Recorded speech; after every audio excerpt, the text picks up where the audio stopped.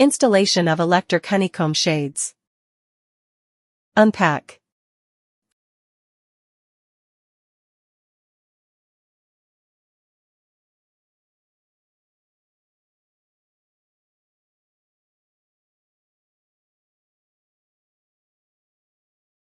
First, attach the mounting brackets.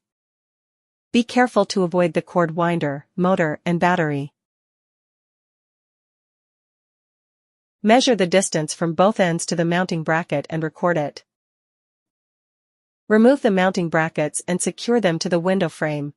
Note, testing should only be done after the blinds are installed on the window, otherwise, the cords may tangle and get damaged.